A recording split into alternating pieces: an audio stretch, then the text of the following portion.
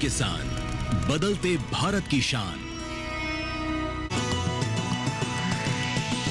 DD किसान, बदलते भारत की शान।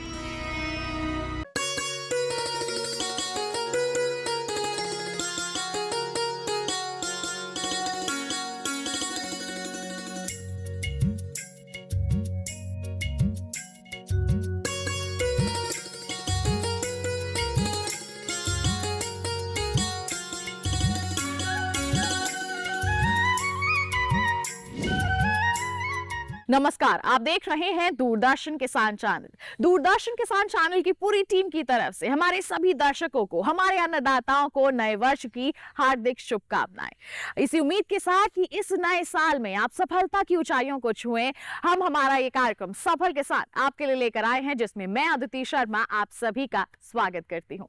आज के हमारे इस कार्यक्रम में हम बात करने वाले हैं गौ पालन के बारे में। क्या कभी ये सवाल आया है कि हमारी भारतीय संस्कृति में गाय को इतना महत्व क्यों दिया जाता है? गाय को हमारे देश में पूजनीय क्यों माना जाता है? धार्मिक ग्रंथों से लेकर के हमारे दैनिक जीवन तक में हमारी गायों का काफी महत्व है। क्या केवल इसलिए कि गाय दूध देती है? दूध तो भैंस भी देती है, बकरी भी देती है। तो गाय में ऐसी क्या विशेषता है जो इसे अनोखा और सम्माननीय बनाती है? जी हाँ, आज इसी सवाल का जवाब ढूंढने के लिए हम रुख करेंगे बिजनौर की धरती का, जहां पर हम आपकी मुलाकात करवाएंगे हमारे सफल किसान अमन सिंह जी से, जो गौ पालन से जुड़े हुए हैं। जी हाँ, उन्होंने अपने जीवन का आधार, अपनी सफलता का आधार गौ पालन को बनाया है। साथ ही साथ हम आपको रूबरू करवाएंगे कृषि विज्ञान केंद्र के वैज्ञानिकों से भी। तो फिर आइए आज के हमारे इस एपिसोड की शुरुआत करते हैं, यानी कि सफल किसान की दास्तान का आगाज करते हैं।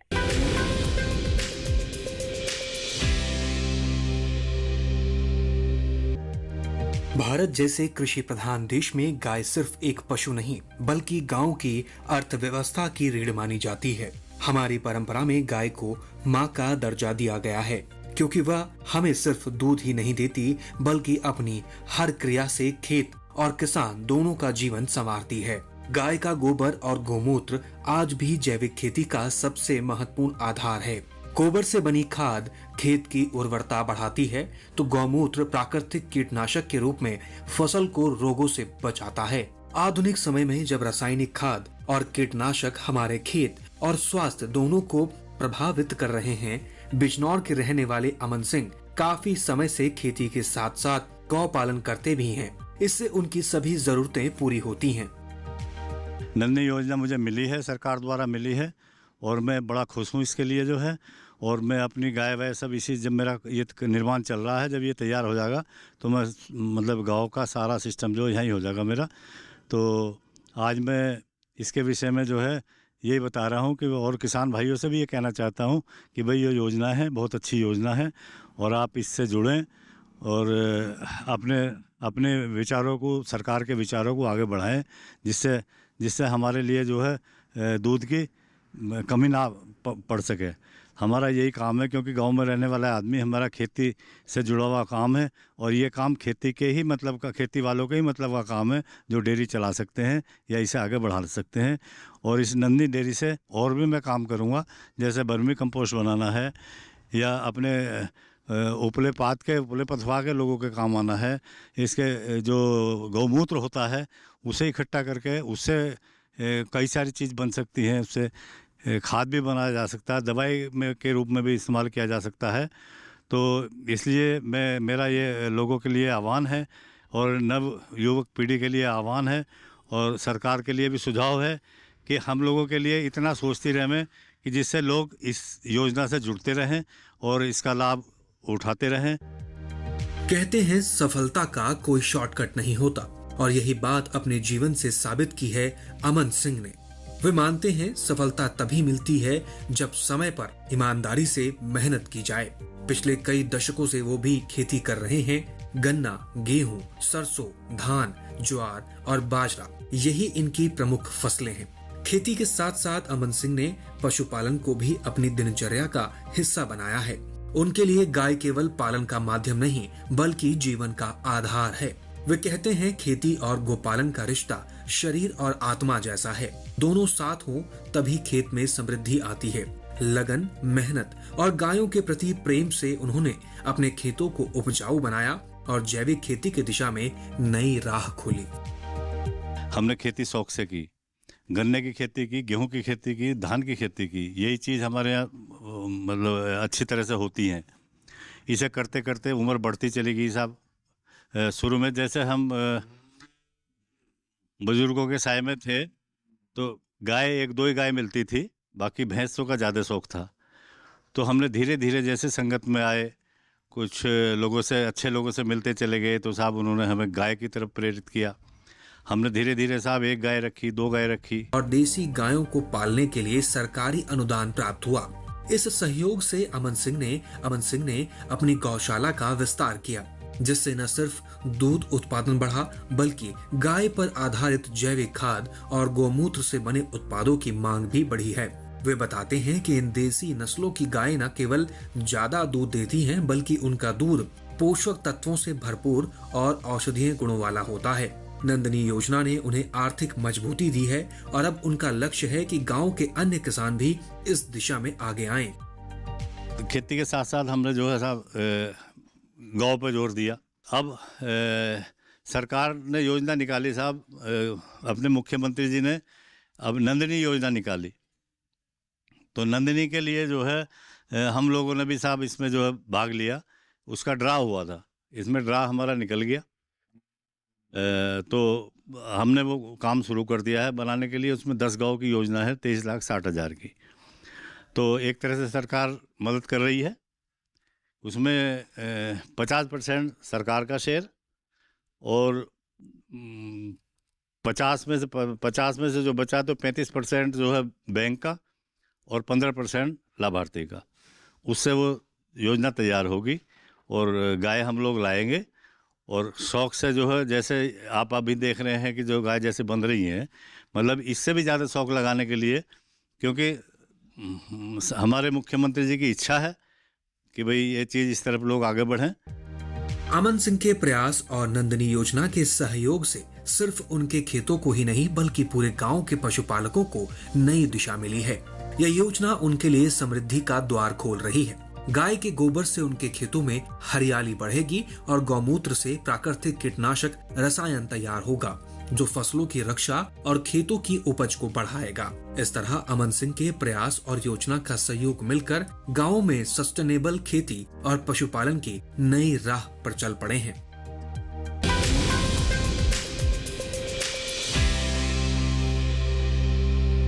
यहाँ वक्त हो चला है एक छोटे से ब्रेक का। आप कहीं मत जाइए। ब्रेक के बाद हम आपको उत्तर प्रदेश सरकार की नंदिनी योजना के बारे में बताएंगे। साथ ही रूबरू होंगे कृषि विज्ञान केंद्र के वैज्ञानिकों से भी। आप कहीं मत जाइए, हम जल्द ही हाजिर होंगे। बने रहिए दूरदर्शन किसान पर, देखते रहिए कार्यक्रम सफल किसान।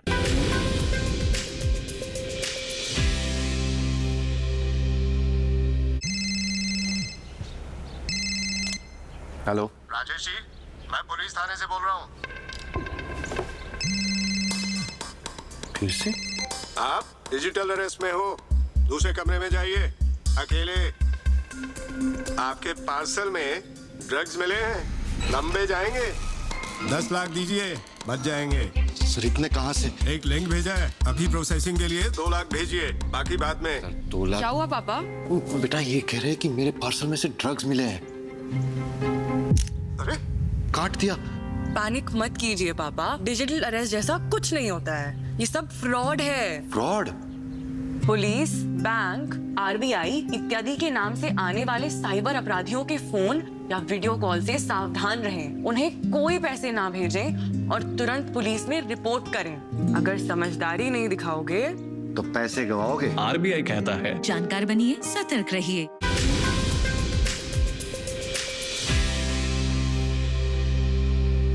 ब्रेक के बाद दूरदर्शन किसान चैनल के कार्यक्रम सफल किसान में आप सभी का फिर से स्वागत है। हम सभी जानते हैं कि हमारे देश में गायों को पूजा जाता है, उनकी सेवा की जाती है, लेकिन कैसा हो कि गाय की सेवा आपको लखपति बना दे? जी हाँ, ये संभव हो सकता है उत्तर प्रदेश सरकार की नंदिनी योजना के माध्यम से। आखिर क्या है ये योजना, आइए जानते हैं। और साथ ही साथ हमारे सफल किसान और कृषि विज्ञान केंद्र के जो वैज्ञानिक हैं, उनसे गौ पालन से जुड़ी अधिक जानकारियां भी हासिल करते हैं।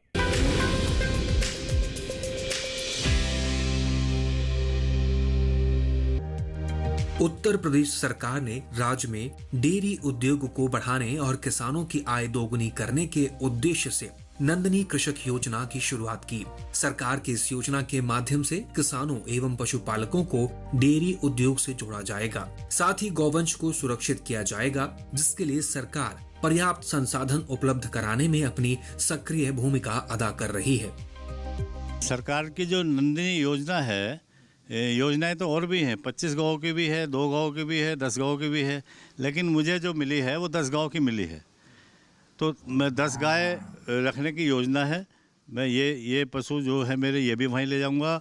यहाँ से 2 किलोमीटर पे मेरा वो बन रहा है, शेड बन रहा है वहाँ पे जो है। तो ये फिर मैं इन्हें घटाने की बात नहीं करूँगा, इनको बढ़ाने की बात करूँगा। मैं सोचता हूँ कि मैं 10 से इसे 15 पे या 20 पे मैं उसे वहाँ पे ले जाऊँ, कोशिश करके जो है कि मैं वहाँ ले जाऊँ इसे जो है। और इसमें जो अच्छी अपने स्वदेशी जाति की गाय हैं उनको मैं वहाँ पे रखना चाह रहा हूँ। और उससे जो है खाली ये नहीं कि मैं दूध बेचूँगा, उससे गोबर से भी कुछ बनाऊँगा। जैसे कि आपका जो है खाद होता है केचुए वाला, बर्मी कंपोस्ट कहते हैं जिसको जो है, तो वो भी बनाने की योजना है। हो सकता है कि मैं उसमें जो है दूध कढ़ा के घी निकाल लूँ, घी निकाल के मट्ठा लोगों के काम आवे, घी लोगों के काम आवे, मतलब तो उसमें काफ़ी मेरी प्लान है जो मैं उससे गाय से और उसके पेशाब से गाँव के मैं बना के चलूँगा। और धीरे धीरे जो है मैं यही सोचूंगा कि भाई मेरी जो योजना है वो सफल हो। नंदनी कृषक योजना के तहत सरकार 25 उन्नत किस्म की देसी गायें, जिसमें साहिवाल, गिर, थारपारकर एवं गंगातीरी उपलब्ध कराएगी, जो उच्च गुणवत्ता वाले दूध उत्पादन के लिए प्रसिद्ध है। सभी लोग जानते हैं कि हमारे जनपद बिजनौर, प्रदेश और देश के किसान खेती बाड़ी तो कर रहे हैं। खेती बाड़ी, दो शब्द हैं। खेती का मतलब खेत में काम करना, बाड़ी का मतलब होता है पशुपालन का काम करना। दोनों एक दूसरे से जुड़े हुए हैं। अगर नहीं है तो खेती अच्छी नहीं हो सकती। क्यों? क्योंकि अगर पशुपालन आपके पास नहीं है, अगर गाय भैंस अगर आपके पास नहीं है, तो वहाँ से गोबर और क्या कहते हैं गोमूत्र अगर खेत में नहीं जा रहा है तो खेत की उर्वरा शक्ति का ह्रास होता है। आपने पिछले विगत 10 वर्षों में देखा होगा, लगभग हमारे जो ज़मीन की उपजाऊ क्षमता थी वो कम होती चली गई। इसलिए कम होती चली गई कि उसके साथ ही साथ हमारे किसानों के खूंटे से हमारी गाय, जो उनके पशु थे, वो कम होते चले गए। तो हमारे उत्तर प्रदेश सरकार, हमारी जो वर्तमान सरकार है, इसने हमारे किसानों को खेती के साथ साथ पशुपालन की तरफ जोड़ने के लिए कई तरह की योजनाएं चलाई। जैसे उसमें अगर हम प्रमुख योजना की बात करते हैं, नंदिनी योजना का बात इसलिए हमको करना पड़ रहा है कि यह नंदिनी योजना जो है कि एक मध्यम वर्ग का जो किसान है उसके लिए भी मुफीद है, उपयुक्त है। क्यों? क्योंकि इस योजना में लगभग 23,60,000 रुपये की योजना होती है, जिसमें लगभग 50% के आसपास गवर्नमेंट उत्तर प्रदेश सरकार छूट देती है। और इसमें क्या है कि 10 गाय कम से कम, इसमें जो हमारी देसी गाय होती है, साहिवाल, गिर, काकरेज, सिंधी, इनके पालन की बात की जा रही है। तो जैसे हम जहाँ पे आज खड़े हैं, चौधरी अमन सिंह जी हैं, एक खेती करते आ रहे थे पहले से, और उनके पास 2-4 पशु पहले से थे। तो लेकिन इन्होंने जब ध्यान देना शुरू किया कि पहले भी 2-4 पशुओं का दूध बेचना शुरू किया, दूध से भी अच्छा इनको मुनाफा होने लगा, तो इन्होंने सोचा कि क्यों ना हम इसको और आगे बढ़ाएं। तो इन्होंने देखा कि प्रदेश सरकार की योजना आई है नंदिनी योजना, इनके लिए बहुत उपयुक्त बैठी।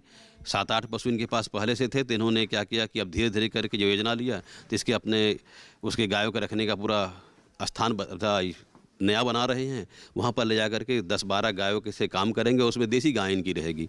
और आगे की जो योजना रहती है नंदिनी का, जो योजना चलाने का सरकार का पशुपालन संबंधित योजना चलाने का काम यही है कि जब हमारा किसान गाय को पालेगा तो उससे तो पहले दूध खुद पिएगा, दूसरे को पिलाएगा और पैसे भी कमाएगा। साथ साथ उसके गोबर से जो खाद बनाई जाती है वो खेतों में जाएगी। यानी कहने का मतलब है कि सरकार ने एक तीर से कई निशाने लगाए हैं कि हमारी खेती भी अच्छी होगी, हमारी गाय जो देसी गाय पालेंगे, देसी गाय के पालन से दूध पिएंगे, स्वस्थ रहेंगे, और साथ साथ अपनी जमीन को भी स्वस्थ करेंगे। नंदनी कृषक योजना के तहत किसानों और गौपालकों को उनके उत्पाद बेचने के लिए सरकारी समितियों के माध्यम से उनके गांव में खरीद की व्यवस्था की जाएगी, जिससे स्थानीय स्तर पर दूध की आपूर्ति भी सुदृढ़ हो जाएगी और उन्हें अपने पशुओं की देखभाल पर भी ज्यादा ध्यान देने का मौका मिलेगा।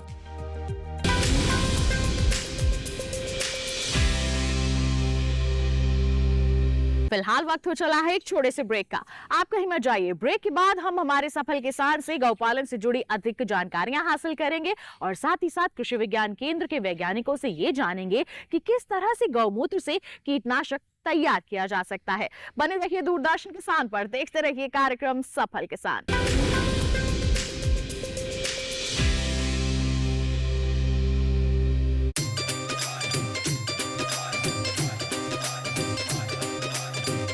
इतना प्यार करती है मुझसे। कहो तो जान दे दो। आई लव यू कमल। दादी मेरा बच्चा। तेरी शादी हो गई उससे, बच्चा होने वाला था उसे। बड़ी आई है गर्भसाने वाली। लड़का मेरा जेल में है, लड़की मेरी बिना वजह बदनाम हो रही है। बंटवारा सोमवार से रविवार रात 9:30 बजे डीडी किसान पर।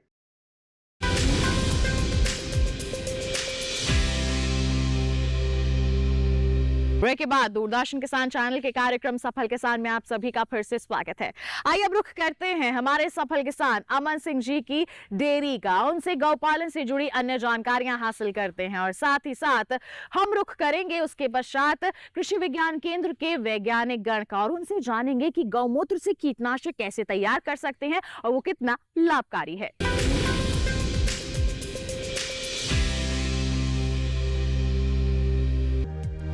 गौमूत्र में प्राकृतिक रूप से कई प्रकार के तत्व मौजूद होते हैं जो हानिकारक कीटों और जीवों को फसलों से दूर रखते हैं। यह पूरी तरह प्राकृतिक और सुरक्षित उपाय है जो रासायनिक कीटनाशकों की जरूरत को कम करता है। किसान इसे अपने खेत में छिड़काव के रूप में इस्तेमाल कर सकते हैं। इसके नियमित उपयोग से फसल न केवल कीटों से बचती है बल्कि पौधों की वृद्धि भी बेहतर होती है। सिर्फ यही नहीं, गौमूत्र के उपयोग से हमारी भूमि भी स्वच्छ और स्वस्थ रहती है। मिट्टी में मौजूद सूक्ष्म जीवों पर इसका सकारात्मक असर पड़ता है और भूमि की उपजाऊ क्षमता भी बढ़ती है। चौधरी अमन सिंह जी खेती तो परंपरागत तरीके से पहले से करते ही आ रहे हैं, लेकिन खेती के साथ साथ छोटे स्तर पे पशुपालन भी करते थे। लेकिन उनको एक सुझाव आया, उन्होंने नंदनी योजना, जो सरकार की नंदनी योजना चल रही है, लगभग 23,60,000 रुपए की योजना है 50% छूट पर। तो पशुओं के साथ साथ नंदनी योजना लेकर इन्होंने एक छोटी यूनिट अपने यहाँ पर इस्टेब्लिश करने जा रहे हैं। अभी इससे क्या लाभ होगा कि जो हमारी भूमि का ऑर्गेनिक कार्बन, जो जैविक कार्बन है, लगातार घटता जा रहा है, उसकी जो है गोबर और गौमूत्र का प्रयोग करके उसको बढ़ाया जाएगा। साथ ही साथ प्राकृतिक खेती में जो सरकार की एक महत्वपूर्ण योजना है उस पर भी ध्यान दे रही है सरकार। और इस जो है गौशाला के माध्यम से गौमूत्र का इस्तेमाल कर हम बहुत सारे उत्पाद ऐसे बना सकते हैं जो हमारे जो हानिकारक कीड़े हैं और फंगस जनित रोग हैं उनको कंट्रोल करने का कार्य करेंगी। साथ ही साथ में जो जैविक खेती है उसमें हम गोबर का प्रयोग करके, जैसे ट्राइकोडर्मा है, बेवरिया बेसियाना है, इनका प्रयोग करके हम भोजन के रूप में इन्हें दे सकते हैं, ताकि जो हमारे लाभदायक जीव हैं, जैसे ट्राइकोडर्मा हम इस्तेमाल कराते हैं भूमि शोधन में, तो भूमि शोधन में जब हम ट्राइकोडर्मा इस्तेमाल कराते हैं वहाँ पे हम गोबर का प्रयोग कराते हैं, जैसे 2.5 से 3 किलोग्राम ट्राइकोडर्मा, साथ ही साथ 80 से 100 किलोग्राम सड़ी गोबर की खाद में मिलवाकर हम आखिरी जुताई पर खेत में मिलवा देते हैं। इससे ये होता है कि जितने भी प्रकार के भूमि जनित रोग हमारी भूमि में हैं उनको यह जो है कम करने का कार्य करता है ट्राइकोडर्मा। साथ ही साथ जो मैंने अभी नाम लिया बेवरिया बेसियाना, ये एक जो है ना कीटनाशक फंगस है जो एग पैरासाइट और लार्वा पैरासाइट है। इसको भी हम गोबर के साथ अप्लाई कराते हैं फील्ड में भूमि शोधन के लिए। तो काफ़ी हद तक ये जो हमारे लार्वा और उनके अंडे हैं उनको मारने का काम करती है। और ट्राइकोडर्मा जो भूमि जनित रोग है, जैसे आपका लाल सड़न रोग है, बीज जनित और भूमि जनित दोनों तरीके से हमारी जो है फसल को प्रभावित करता है, तो उसको भी, उसकी संख्या को ज़मीन में कम करने का कार्य करती है। पीथियम, राइजोक्टोनिया, ये सब सोयल बॉर्न फंगस हैं, इनको भी ये कम करने का कार्य करती है। और अदर जितने तरीके से विल्ट है, विल्ट भी एक भूमि जनित रोग है जो एक फफूंद से होता है, उसको भी ये जो ट्राइकोडर्मा है कम करने का काम करती है। तो मैं तो किसान भाइयों से यही अनुरोध करूंगा कि आप भी अमन सिंह जी की तरह, जैसे अमन सिंह जी खेती कर रहे हैं और साथ में डेयरी भी चला रहे हैं, गौशाला जो उन्होंने सरकार की योजना है जो है नंदनी, उसको लेकर, तो कहीं ना कहीं ये फायदा करेगी और किसान भी इससे जो है लाभान्वित होंगे। इनसे प्रेरणा लें और आप भी ऐसा कार्य करें। गौपालन से प्राकृतिक खेती को बढ़ावा मिलता है। इसका मतलब है कि किसान रासायनिक खाद और कीटनाशकों पर निर्भर नहीं रहते और अपनी फसल को पूरी तरह से सुरक्षित रख सकते हैं। साथ ही गौपालन किसान भाइयों के लिए रोजगार के नए रास्ते खोलता है। दूध, घी, गोबर और गोमूत्र से किसान अतिरिक्त आय अर्जित कर सकते हैं। इससे उनकी आर्थिक स्थिति मजबूत होती है और ग्रामीण क्षेत्रों में रोजगार के अवसर भी बढ़ते हैं। हमारा व्यवसाय जो पारंपरिक व्यवसाय खेती है हमारा, ये हमारे पूर्वजों की देन है हमको। और खेती के साथ साथ हम पशुपालन भी करते हैं। पशुपालन किसान के लिए इसलिए ज़रूरी, खेत के लिए खाद मिल जाता है, घर के लिए दूध मिल जाता है। और हम मोस्टली ज़्यादातर हमारी ये देसी गाय ही पालते हैं,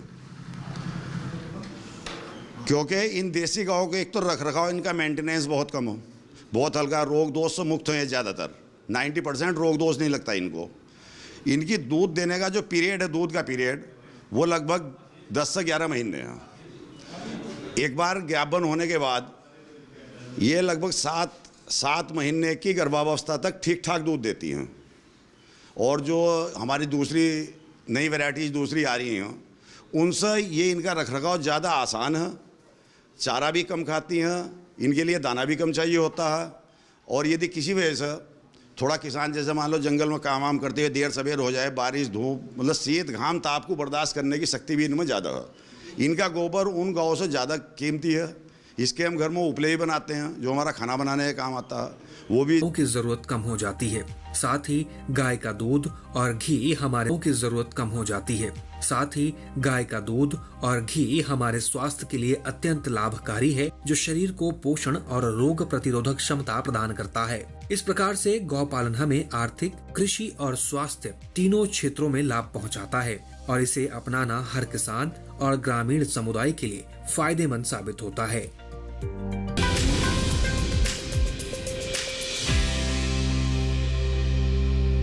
तो इसी के साथ आज के कार्यक्रम में बस इतना ही। उम्मीद करते हैं आज के कार्यक्रम में जितनी भी जानकारियां आप तक पहुंचाई गई हैं, सभी आपके लिए लाभकारी साबित हुई होंगी। आपको बता दें किसान भाइयों बहनों, अगर आपके पास कोई ऐसी ही अनोखी दास्तान है, आप हम तक जरूर पहुंचाइए, ताकि हम देश भर के किसानों तक उसे पहुंचा सके, उन्हें भी प्रेरित कर सके। इसके लिए आप हमारी ईमेल आईडी पर मेल कर सकते हैं। ईमेल आईडी हमारी safalkisan@gmail.com। आप हमें पत्र लिख सकते हैं। पता है हमारा सफल किसान, कमरा नंबर 77, CPC दूरदर्शन, खेलगांव, नई दिल्ली 110049। तो इसी वादे के साथ कि अगले अंक में फिर एक ऐसी अनोखी दास्तान लेकर होंगे हाजिर। तब तक के लिए दीजिए इजाजत, लेकिन आप बने रहिए दूरदर्शन किसान पर। नमस्कार।